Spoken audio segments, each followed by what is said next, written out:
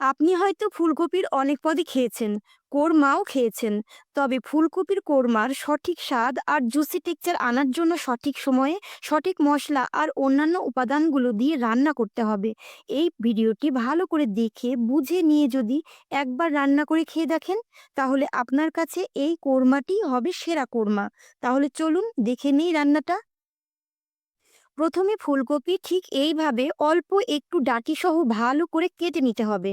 ভালো সেদ্ধ হওয়ার জন্য ডাঁটিটার মাঝামাঝি একটু কাট লাগিয়ে দিতে হবে। তারপর একটা পাত্রে গরম জলের মধ্যে লবণ আর হলুদ দিয়ে তার মধ্যে ফুলকপিগুলো দিয়ে ঢেকে ভাপিয়ে নিতে হবে। মনে রাখবেন, কপিগুলো শুধু অর্ধেক সেদ্ধ করে একটা পাত্রে উঠিয়ে নিতে হবে। এবার ভাপানো ফুলকপিগুলো ভেজে নিতে হবে। ভাপানো ফুলকপি অল্পতেই ভাজা হয়ে যাবে।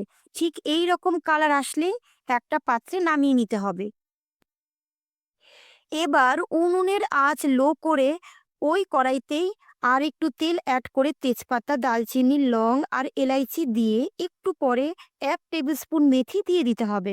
এই মশলাগুলো একটু লালচে কালারের হয়ে গেলে দিয়ে দিতে হবে আদা আর জিরার পেস্ট।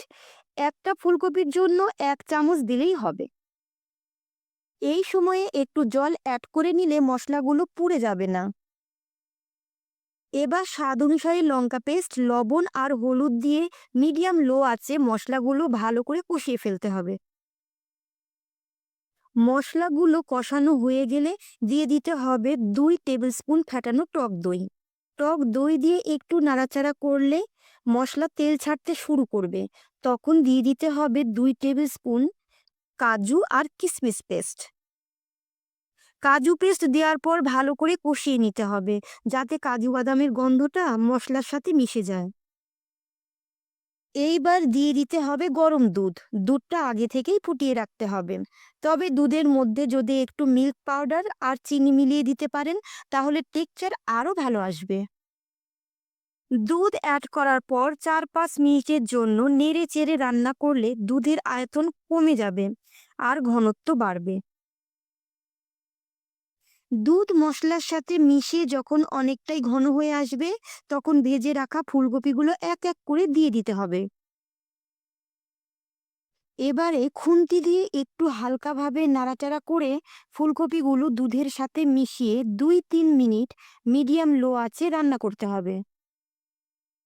এবার একটা ফুলকপি উঠিয়ে ফুলকপির ডাঁটি টিপে দেখতে হবে যে সেদ্ধ হয়েছে কিনা।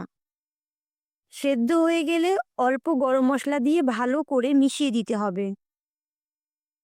নামানোর আগে 1 চামচ ঘি অ্যাড করে ভালো করে মিশিয়ে দিতে হবে। কোরমার মধ্যে কতটা গ্রেভি রাখবেন সেটা দেখে নামিয়ে নিতে হবে। তবে একটু গামাখা গ্রেভি রাখলে টেক্সচার অনেক ভালো দেখতে হয়। আমার ভিডিও আর রেসিপিটি ভালো লাগলে সাবস্ক্রাইব করুন প্লিজ। রান্নাটি কমপ্লিট হয়ে গেছে। এবার একটা পাত্রে নামিয়ে গরম ভাত, রুটি, পরোটা, লুচির সাথে পরিবেশন করুন।